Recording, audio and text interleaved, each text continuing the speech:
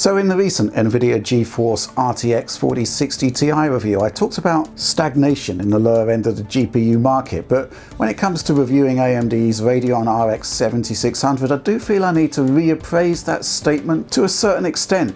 Yes, the RX 7600 has been badly reviewed, but I genuinely think the only reason that has happened is because of the extreme discounting surrounding existing GPUs. So in actual fact, for $200 to $300 you can actually get some pretty great deals. It's just that those deals make the brand new RX 7600 look less than impressive, more of an iterative bump. So RX 6600, 6650 XT, very well priced in the market today. Even the 3060 is now routinely well below $300. But then there's this, the Intel Arc A750. Official MSRP these days is $250 but it's been on sale for as low as $200. And that's frankly astonishing value. So what started off as a review for the RX 7600 became something different and arguably a lot more interesting. I will be looking at the 7600 of course, but the focus of this video is all about the entry-level GPU market in general, with a perhaps unhealthy focus on the Arc A750 because, well, I can't quite get my head around Intel selling this card so cheaply. So what's the catch? There has to be one, right? Because on the face of it, the A750 is the obvious choice for a bargain build. I mean, check out these examples, and I will admit I've cherry-picked them, but even so the numbers are sound and the performance is real. Control with full ray tracing at 1080p. A750 has 84% of the performance of the 4060 Ti, and even at 1440p the A750 doesn't buckle. 83% of the 4060 Ti's performance. Dying Light 2, again full RT, 75% of the 4060 Ti's performance at 1080p.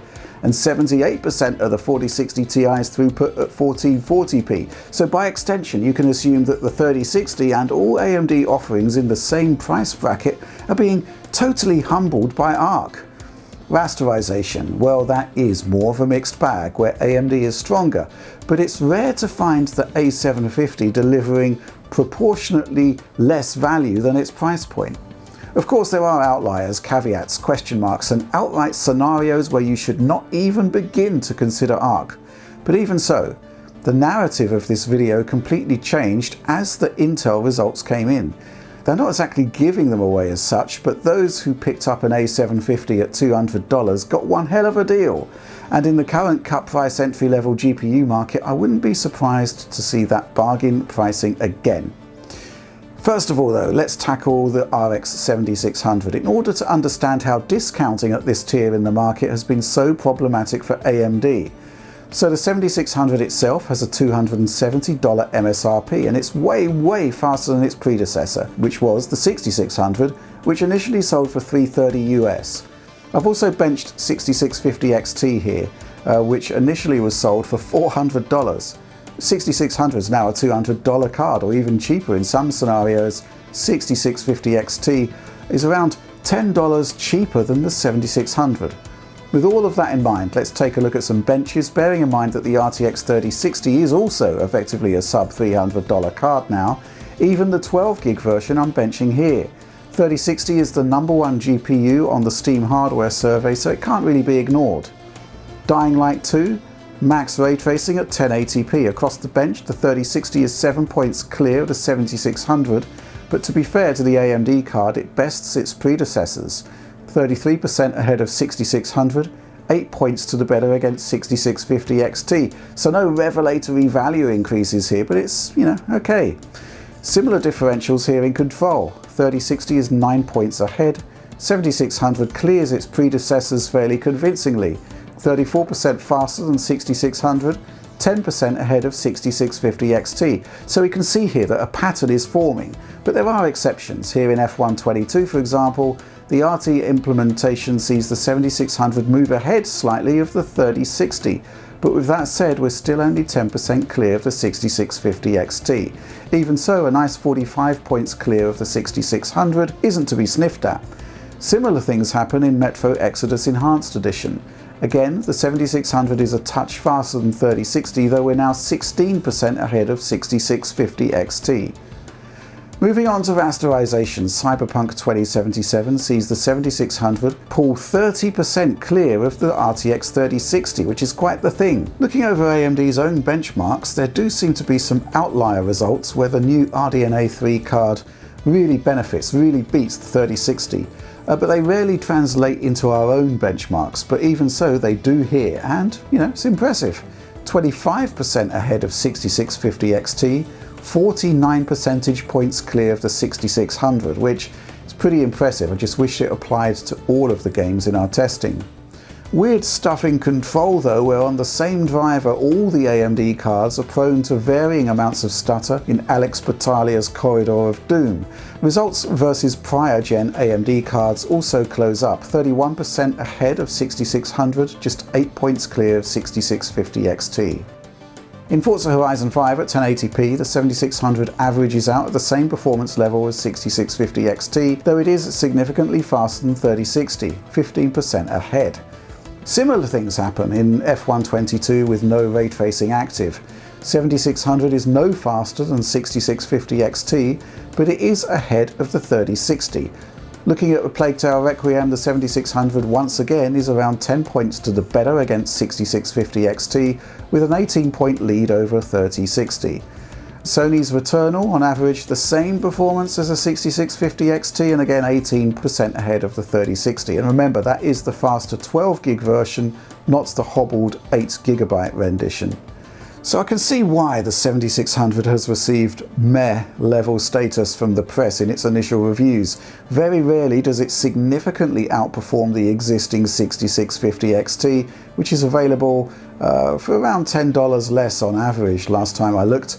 It's exceptionally well priced compared to MSRPs of the 6600 and 6650 XT, but the market decided a long time ago that those prices are too high, so they came down. And I suspect the same might well happen with the 7600. So why did AMD price this new card as it did? Well, two reasons. First of all, the entry-level market typically sees a less discerning buyer. The newer card will be presumed to be the better card. Secondly, those 6600 and 6650 XT prices only remain valid as long as there's stock in the market. Once they're gone, they're gone. RX 7600 doesn't shift the needle then. It's a worthy competitor against the 3060 in terms of rasterization. Doesn't fare too badly with ray tracing, but this is a comparison against a card that's over 2 years old. And yeah, that 2-year-old card, the 3060, has more memory and DLSS of course. But this brings us on to the Arc A750. Remember, $250 US MSRP these days, and it's been on sale for $200. Dying Light 2 with the full RT suite in play, 19% ahead of RTX 3060, 27 points clear of 7600 for a cheaper card that also has machine learning functionality, meaning that you also get access to XeSS, which generally compares quite nicely with DLSS, and by extension looks cleaner than FSR2. And yeah, performance-wise, while the 7600 compares favourably on average with 3060 across the length of the bench, DLSS2 versus FSR2, Arc with XeSS is still 17% clear of the both of them. Remedy's control at 1080p on the A750 beats the 3060 by 16 percentage points, 26% clear of the 7600, for a cheaper product you might recall. Hitman 3 with all ray tracing features active? Yeah, similar differentials there. Arc A750 wipes the floor with the competition, and of course it supports XeSS as well as FSR2. So Metro Exodus Enhanced Edition, it's kind of nuts as it's actually 31% faster than the RTX 3060. So while the 7600 had some bragging rights against the Nvidia card in being slightly faster on this one, it's nowhere near as good as the Arc A750. All looking pretty rosy so far. However, an outlier is F122, which is weak on Arc. Similar performance to the 3060 here, so a touch slower than the 7600 by extension.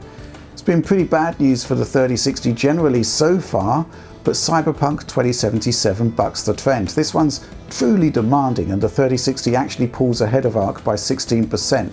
But even so, the A750 is still 46% faster than the 7600.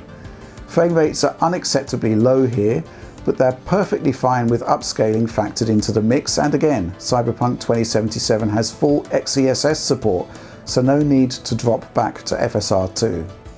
Rasterization. I mentioned this before, but it's certainly a mixed bag for Arc.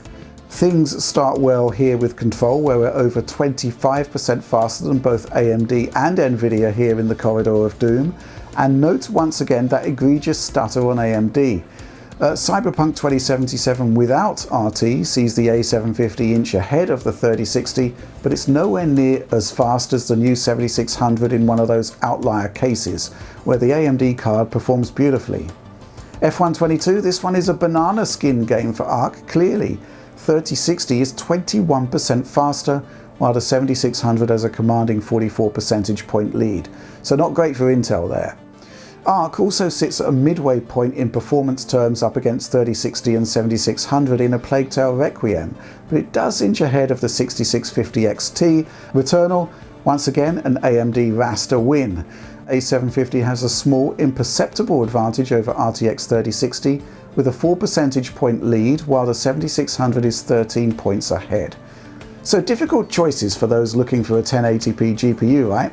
RTX 3060 isn't the fastest at rasterization, but holds its own in RT and has 12 gigs of memory plus the best upscaling solution. Radeon 7600 is the rasterization king overall, isn't bad with RT but only has 8 gigs of memory. Meanwhile, Arc is very good at ray tracing, okay at raster, only has 8 gigs of VRAM, but is some way ahead of the competition in terms of its MSRP, especially when it comes to sales pricing, where it's amazing. Things get even more complex when we move up a tier in the market and consider the new 4060 Ti and the Arc A770. A770 very similar indeed to its junior counterpart. You get 4 extra Xe cores and just over 9% more memory bandwidth. But here's the thing, at $350, the A770 is the cheapest 16 gig GPU on the market, and it doesn't shift much in terms of that $350 MSRP. But how much extra performance does it actually offer? Well, the compute advantages are minimal, but the 16 gig frame buffer highlights an interesting limitation with the A750 we'll discuss momentarily. Now, you can see the full range of our results in this accompanying Eurogamer article, link down below, but here are the highlights, and it's certainly not going to make any purchasing decision any easier. For example, here in Dying Light 2, we know that RT is a highlight for Arc, but the A770 here has 78% of the performance of the 4060 Ti for 88% of the cost. You are getting that extra memory, of course, but here the more intriguing result is that whether at 1080p or 1440p, A770 is only 3% faster than A750. Cyberpunk 2077 actually sees something more like an 18% difference between the two Arc cards, but this is a title that heavily favours Nvidia with RT enabled, to the point where the cheaper 3060, which already has plenty of RAM remember, delivers pretty much the same performance as A770. And with Control, again, just a 3% difference between A750 and A770. Both cards are comfortably ahead of the 3060, mind you, but 4060 Ti is ahead. Interestingly though, A770 has 84% of the 4060 Ti's performance for 88% of the cost. It has the extra memory, but, well, it's hard to look at the A770 here when the A750 is practically as good, right? Hitman 3 with full RT enabled. Bizarrely, at 1080p there's literally no difference between A750 and A770 across the length of the bench, and both cards are sandwiched midway between 3060 and 4060 Ti. Metro Exodus, the best result for Arc by far. A 6% difference between A750 and A770, which isn't great, but the 4060 Ti only delivers 11% more performance than the Intel flagship. A750 21 points ahead of 3060, A770 beats the Nvidia bestseller by a massive 39% overall. So thus far then, A770 doesn't quite match the price versus performance ratio of 4060 Ti, but it does have 16 gigs of memory. Meanwhile, in comparison to 4060 Ti and 3060, Arc A750's value ratio is kind of off the charts. But with ray tracing, well, that's the Arc's strongest suit, obviously, and things start to unravel a touch with rasterization. In F122, for example, RTX 3060 beats both A750 and A770 by 21% and 14% respectively, so the 4060 Ti is way ahead. Again, just a 6 percentage point difference between the two Arcs. Intel acquits itself better in a Plague Tale Requiem though, a 14 percentage point increase for A750 versus 3060. The A770 is only 4 points faster than its cheaper counterpart, while delivering 82% of the 4060 Ti's performance. So I'd say that outside of RT, Arc A770 doesn't quite deliver the price versus performance ratio of the 4060 Ti, but maybe it's not a million miles off, and of course it has twice the memory. But we're looking at a really tricky balance here, right? As I explained in the 4060 Ti review, mature benchmarks don't really highlight VRAM memory differences in the way that the procession of rushed day one launches we've seen recently have. But with that said, I'm pretty confident in saying that if the 8GB frame buffer is going to have limitations, they'll be most keenly felt on the A750. Seems to be the case that an 8GB Nvidia or AMD GPU seems to get more value from its memory allocation than Intel, which sounds kinda nuts, right? But here are the receipts to demonstrate that. Check out Forza Horizon 5 at 1440p, extreme settings, no RT, 4x multi-sampling anti-aliasing. Across the benchmark, Arc A750 is humbled by the A770 in a way that is a complete outlier compared to every other test seen so far. A770 is a mammoth 35% faster. The similarly 8GB equipped 4060 Ti doesn't seem fussed though. It's 27% faster than A770 despite only having the same 8GB of memory as A750.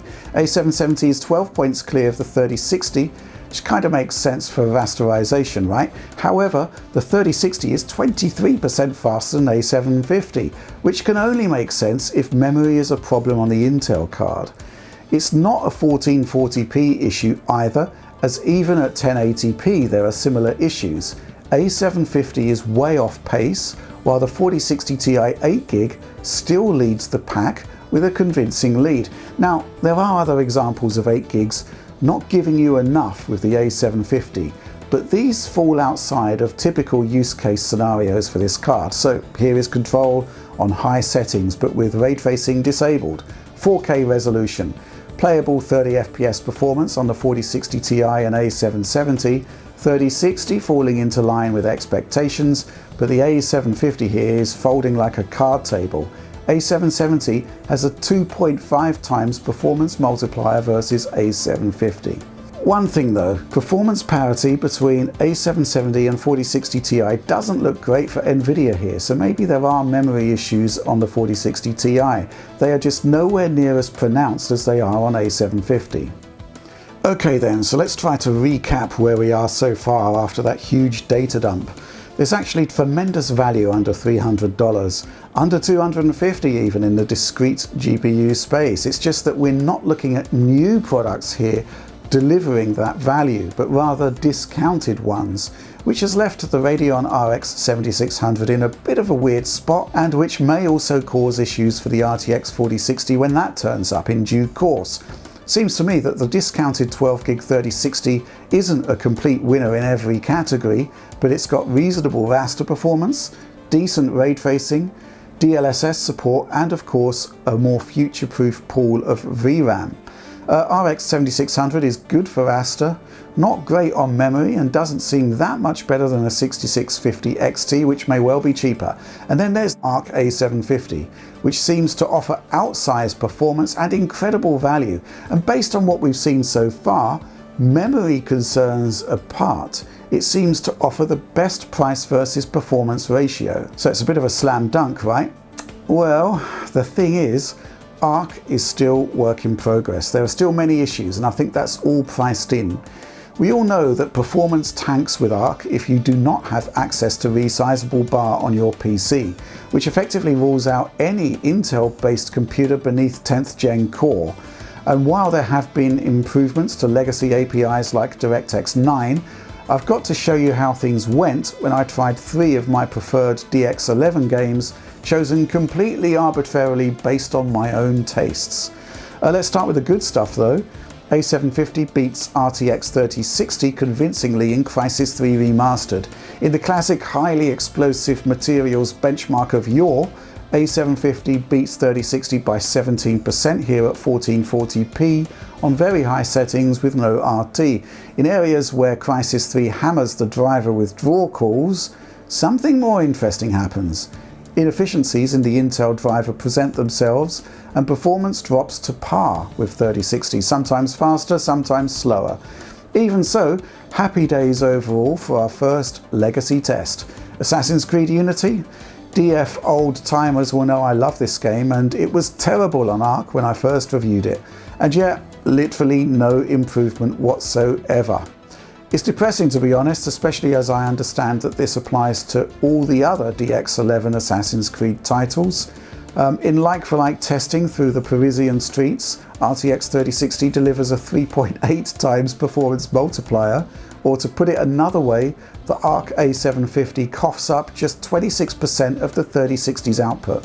This is on 1440p resolution by the way, ultra high settings, but with FXAA. Call of Duty Infinite Warfare, one of the all-time best COD campaigns I reckon, and criminally overlooked at the time of launch. This is great stuff, and on PC it's ultra optimal, runs like a dream. Arc A750 can actually deliver 4K 60 or thereabouts on this one, but I'm playing at the equivalent of 1512p here on both cards, often hitting the 125 frames per second cap. Arc is less performant overall compared to the 3060 and not performant at all when we reach this point. It crashes every time, it's totally unplayable therefore. And that's the problem, right? I think Arc's fine if your primary focus is new games.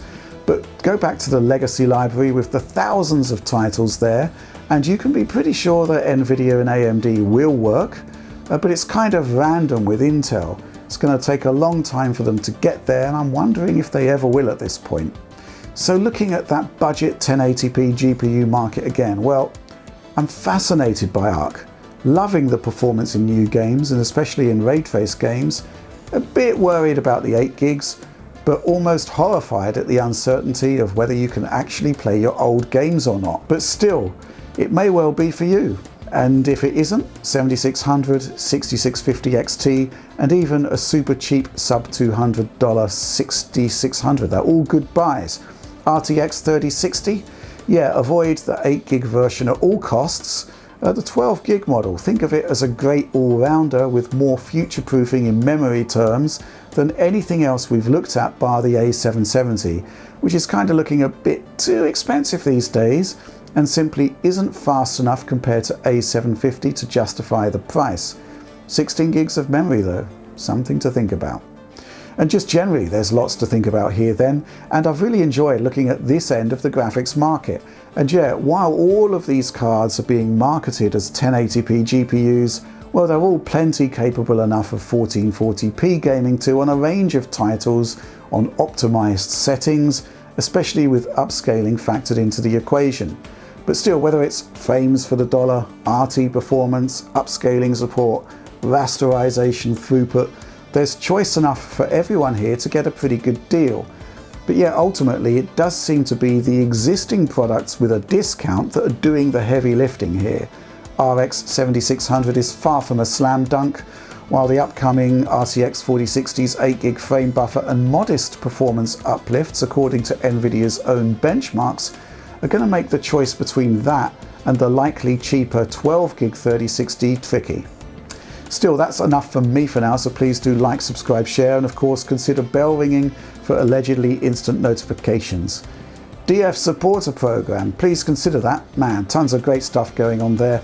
Bonus material, early access, exclusive videos, high quality downloads of everything we do. DF Direct weekly privileges, a brilliant, engaged, positive community.